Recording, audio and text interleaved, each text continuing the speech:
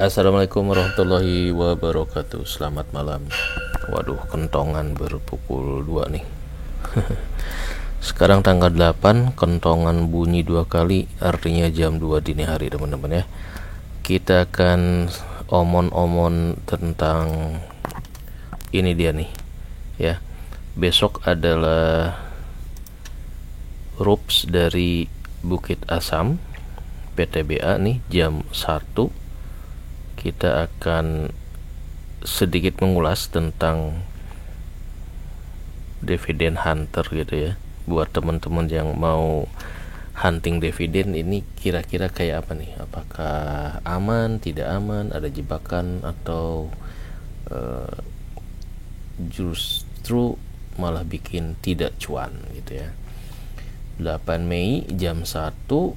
Sementara tahun lalu dividennya si PTBA itu di 1094 per lembar saham ya. Ini cukup heboh nih pembahasan tentang dividennya si PTBA ini, apakah bakal 100% atau 35% atau 70%. Itu masing-masing punya argumen sendiri gitu ya. Ada yang berharap 100% tapi katanya cash flow posisi saldo kasnya nggak cukup. Tapi ada yang yakin tetap 100% karena PTBA ini adalah cash cow-nya pemerintah gitu ya. Nah, cuma yang jadi fokus kita adalah gimana kita kalau beli sahamnya pasca RUPS, apakah layak untuk ngejar dividen ya, biar dapat capital gainnya dan dividennya dua sisi itu kita dapat dua-duanya. Atau untuk kasus-kasus seperti ini kita harus memilih nih, kita mau pilih capital gainnya atau dividennya gitu. Kenapa? Karena masing-masing ada risiko ya. Untuk yang pembeliannya itu setelah RUPS. Nah, ini ada risiko karena saham sahamnya bakal anjlok sebelum kumdet gitu. Nah, selama ini saya nyangkanya kalau kalau anjloknya itu adalah di ex date-nya ya. Ketika untuk case-nya si PTBA, nah ini agak menarik ya. Nah, jadi temanya kita kesini teman-teman masih dalam rangka belajar mengais duit recehan dari triliunan dividen yang tersedia di pasar modal ya. Tahun ini adalah tahun kedua belajar mengut dividen, tapi kayaknya masih belum sukses ya. Masih banyak terkena jebakan dividen trap. Tahun lalu saya uji coba di Stockbit, ada di Mandiri, ada di Ajaib. Nah, dari beberapa uji coba di 3 RDN itu ada yang minus, ada yang positif, cuma dapat 10.000 20.000 ya. Dividen trap ditambah dividennya sendiri itu, jadi nggak terlalu cuan amat.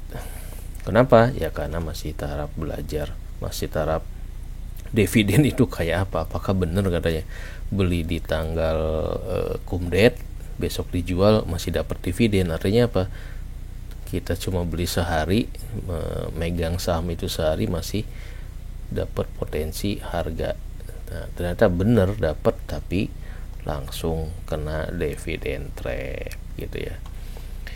Nah, ini menarik PTBA ini untuk kita jadikan dividen investing karena dividennya yang jumbo. Nah, ini nih. Jadi temanya kesini sih, resiko FOMO beli PTBA setelah RUPS. Nah, jadi tahun lalu nih ceritanya saya beli PTBA-nya karena ngelihat di daftar Stockbit ya, belajar untuk mencari saham yang bagi dividen. Nah, salahnya adalah saya belinya ketika saham-saham tersebut udah RUPS ya. Ketika udah RUPS, dimana caranya? Di sini ya, di corporate action nih. Nah, kita cari di corporate action, kemudian ini gimana ya, harusnya kita belinya itu jauh-jauh hari gitu ya,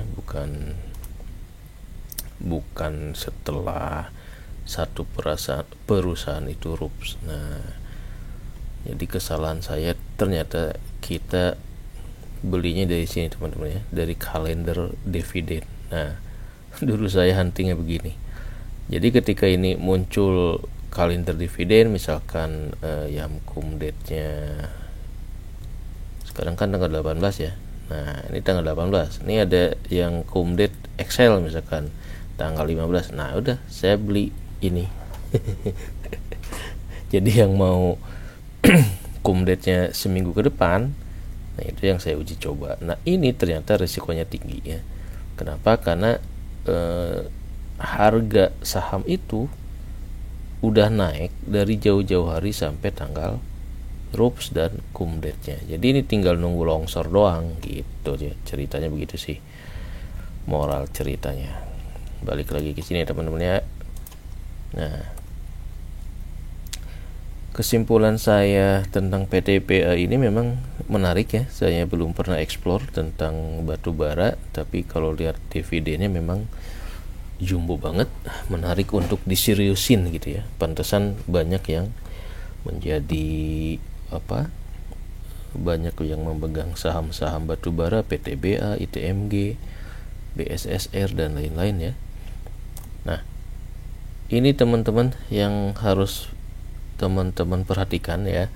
Jadi dulu kalau kita lihat di jadwal ini nih, RUPS PT Bukit Asam besok 8 Mei ya. Nah, teman-teman harus perhatikan nanti tanggal closingnya berapa ya, kemudian dividen berapa. Nah, itu nanti jadi bisa perkiraan kira-kira kita mau jual sebelum date atau setelah ex-date gitu ya. Mana tadi nih, sini nih. Aduh, jadi berantakan. Oke, ini fokus kita ke sini. Kita hunting dividen kita hunting saham yang ada dividennya ya. Biar lebih lebih tenang untuk jangka panjangnya. Nah, ini kondisi tahun lalu teman-teman ya. Jadi di tanggal 15 itu adalah RUPS-nya. Kita lihat nih, di RUPS ini harganya segini, 3.700. Kemudian hari setelah RUPS ini naik. Nah, ini juga diamati nih. Jadi kalau buat teman-teman yang besok beli ya, kemudian hari besoknya itu naik, nah ini bisa dimanfaatin ya kalau mau yang ngambil capital gain. Dari RUPS ke date ini langsung ngedrop ya, dari 37 ke 36 alias turun minus 160 alias minus 4,2%. Dan ketika di ex-date langsung anjlok lagi dong, dari 3.600 ke 2.600. Ini anjlok sebesar nominal dividennya ya, sekitar 1.020 perak. Dividennya sendiri 1.094 ya, balik angkanya 1.100 lah ya. Nah, jadi kalau kita perhatiin teman-teman, dari sejak RUPS sampai ke ex-date ternyata turunnya adalah 1.180. Turunnya lebih gede daripada dividen yang kita terima gitu. Ini yang jadi masalah ya. Ini jangan sampai jangan sampai ini terulang kembali buat teman-teman yang mau hunting dividen besok dari PTBA ataupun saham lainnya gitu ya. Karena trennya itu justru penurunan si closing ini. Closing mana ini? Oh, ini naik malah ya. Oh, salah nih. Open ini. Harusnya yang close dari 36 sampai 37. Oh, berarti salah ini ya. Sorry. Saya salah teman-teman nih. Harusnya yang ini ya, harusnya nih. Harusnya sisi close. Nah, ex date, date. Berarti dari sini ke sini. Oh, ini masih naik ternyata. Tapi naiknya udah kecil banget ya. kemudian dari ex-date ke cum-date ini dikurangi ini, oh masih selamat ya, tapi di hari berikutnya ini langsung nah ini langsung turun nih, langsung glosor ya, sampai nanti di akhir sini payment date ini dikurangi kemana nih ya, ke ex-date apa ke cum date lah ya. Cum date nya di close segini 900 ya. Memang penurunannya itu sebesar gapnya dividen sih gitu. Cuma kalau kita salah entry masuk nih ya, kita lihat ini kan harga closing nih ya teman-teman ya. Sementara di harga open sampai closing ini kan ada range nih. Nah saya pernah kejebak belinya di 4000. Nah itu yang harus teman-teman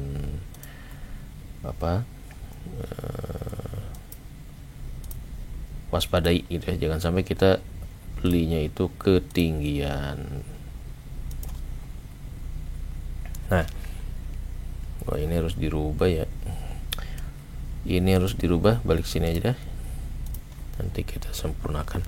Nah jadi teman-teman harus perhatikan bahwa besok RUPS itu harganya di berapa, tapi kalau ngeliat historical lalu ya, dari RUPS ke cum date ternyata ini masih ada potensi naik, tapi ya cuma segini, naiknya dikit 2%. Kemudian dari cum date ke ex date, nah ini enggak anjlok banget kelihatannya ya,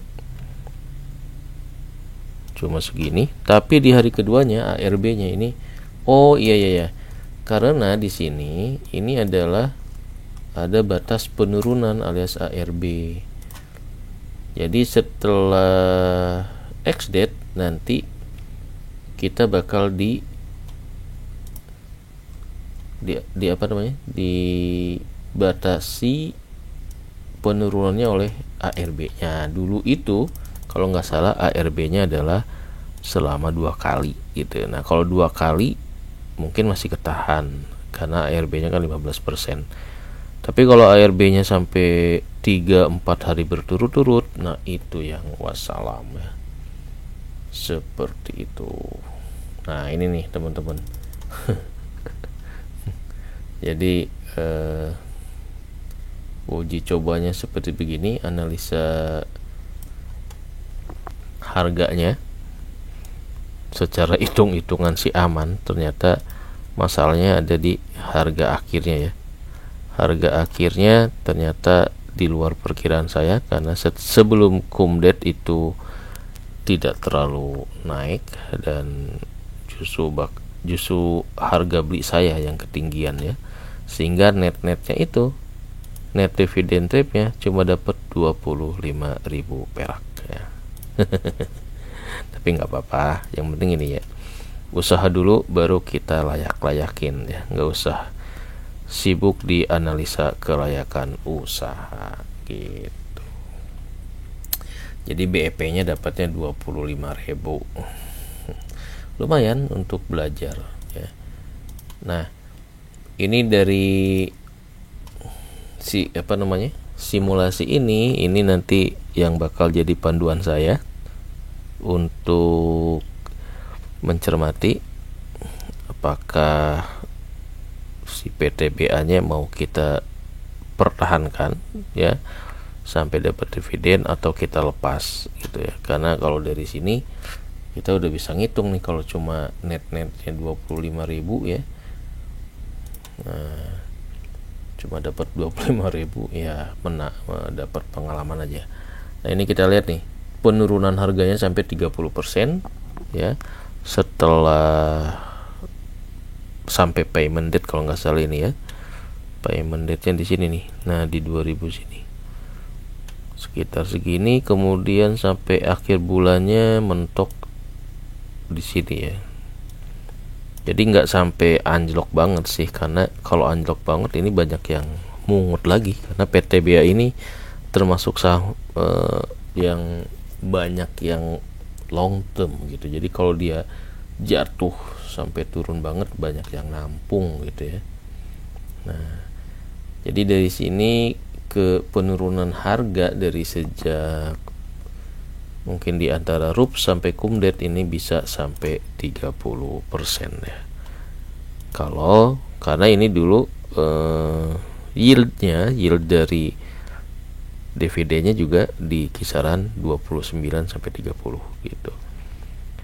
Nah, ini data ini yang bisa kita jadikan referensi. Kira-kira nanti pola perilaku ataupun behaviornya si orang-orang yang hunting PTBA ini seperti apa. Kelihatannya sih nggak akan jauh dari data tahun lalu gitu ya.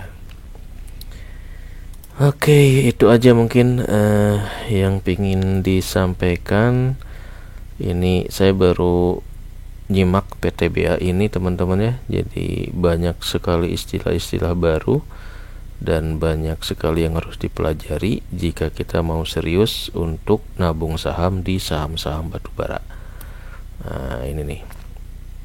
Saya baru nyimak ternyata banyak regulasi, banyak isu tentang pricingnya, ketergantungan terhadap pasar domestik dan ekspor untuk si PTBA ya, karena pangsa pasarnya ini mungkin 50% untuk pemenuhan batubara di dalam negeri, karena PTBA sebagai BUMN punya tugas untuk menjaga pasokan energi buat pembangkit listriknya PLN gitu ya. Tapi ini juga ada plus minusnya, karena ternyata di antara sumber energi lain ini batubara ini polusinya yang dibilang lebih tinggi gitu ya, karena ada emisi karbonnya. Nah, inilah tantangannya kalau bisnis batubara, gimana menurunkan emisi karbon ya gitu ya. Oke, jadi temanya ini efek FOMO, hunting dividen jumbo, waspadai, saham harganya anjlok sebelum CUMDET ya. Harus siap-siap kena dividen trap lah gitu ya. Oke, jadi nanti perhatikan perhatikan harga closing di tanggal RUPS, dan dari situ nanti kita bisa prediksi dengan besaran dividennya kira-kira sampai CUMDET ataupun ex-date. Nah, itu berapa selisihnya yang bisa kita manfaatkan. Oke. Ini nanti kita revisi. Nah, ini tahun lalu nih saya uji coba 79 lot, harganya udah tinggi banget nih. Makanya ketika CUMDET udah minus. Anjlok beberapa hari sebelum CUMDET. Nah, ini kisaran anjloknya adalah sebesar dividen yieldnya. Jadi kalau besok dividen yieldnya 20%, kemungkinan anjloknya juga akan di kisaran dividen yield juga ya. Ini juga sama nih. Ini yang kapan ini ya? Tahun lalu apa yang sekarang ini? Oke, ini sama. Ini sama. Nah, di Mei ini kayaknya udah puncak-puncaknya emiten bagi dividen ya. Di Juni Juli mungkin udah mulai jarang nih. Jadi di tahun ini saya cuma nyoba Matahari dan si HIS, kemudian siapa lagi ya? Cuma dikit nih. Astra, Telkom. Tapi itu juga kayaknya dividen trapnya tinggi juga ya. Oke, mudah-mudahan kedepannya kita eksplorasi lebih detail lagi si PTBA ini, apakah kita akan jadikan long term investment, bagaimana bisnisnya PTBA, dan segala macamnya ini harus kita eksplor. Saya baru outrack di reportnya PTBA. Jadi tapi masih banyak hal-hal yang masih belum paham teman-teman untuk bisnis batubara ini ya. Indikatornya apa gitu, persaingannya gimana, Dan kenapa dibilang batu bara itu mau kiamat gitu bisnisnya gitu ya, karena tren energi terbarukan ya. Kita nanti bahas batu baranya dimulai dengan Bukit Asam ya, karena pengalaman transaksi sahamnya huntingnya di Bukit Asam. Nah ini yang menarik teman-teman ya. Ini saya dari paparan manajemen di Q1 2004 itu dibilang bahwa cadangan batu baranya PTBA itu bisa sampai 100 tahun gitu. Jadi kalau sampai 100 tahun itu kan berarti dividennya ya minimal jangan 100 tahun lah, 50 tahun nih. 50 tahun artinya sampai anak cucu cicit. Berarti bisa dong gitu ya, dapat dividen dari megang saham si PTBA ini. Nah ini jadi catatan positif tersendiri ya kalau kita ngelihat info bahwa cadangan kandungan batubara di lisensinya Bukit Asam ini sampai 100 tahun. Cuma di sini memang ada tantangan tersendiri karena kelihatannya PTBA bakal transformasi dari perusahaan mining nanti ke sini nih, ke green business ya. Kemudian mulai masuk di energi terbarukan. Nah ini juga menarik nih, ini beberapa hal yang harus kita eksplor, sementara di sisi kuadran pertambangannya aja kita belum paham ya. Jadi sesuai dengan tema kita akan fokus ke saham-saham food, water, dan energi ya, yang dibutuhkan oleh banyak orang. Nah ini sekilas tentang beberapa lokasi pertambangan ya, ini mah nanti aja ya. Yang penting ini menarik nih, karena dari beberapa lokasi saja ini cadangannya juga cukup banyak banget gitu ya. Nah, ini adalah grup si PTBA-nya ya. Baik dari anak perusahaan langsung, indirect, joint venture, dan lain-lain. Ini adalah modal PTBA untuk bertransformasi menghadapi aturan emisi gas karbon zero emisi gas karbon katanya. Tapi masalahnya kan apakah dimungkinkan Indonesia tanpa batu bara gitu untuk kebutuhan energinya. Nah itu agak-agak tanda tanya. Kemudian nanti ada pembahasan lagi teman-teman di bisnis batu bara, ada yang namanya BLU, ada MIP. Ini juga mempengaruhi struktur cost-nya ya. Nah, jadi item-item yang nanti harus kita ekspor kalau mau dividen investing di saham batu bara itu kayaknya agak-agak harus banyak baca dulu ya. Oke, demikian. Yang penting nih jangan sampai kejebak dividen trap. Waspadai harga sahamnya anjlok sebelum kumdet ya. Walaupun dari data historical sampai kumdet untuk si PTBA ini masih naik nih ya. Dari RUP sampai kumdet, di ex-date-nya ARB sekali. Nah ketika ARB ini kita belum tentu bisa jual masalahnya. Tahun lalu ketika harganya segini saya belum tentu bisa ngelepas. Jadi di ARB 2 juga belum bisa teman-teman ya. Jadi waspadai jangan sampai ketiban longsornya sampai turun secara maksimal sesuai dengan dividen yieldnya. Oke, demikian omon-omon sederhana ini ya, asal ngalor ngidur aja. Wassalamualaikum warahmatullahi wabarakatuh.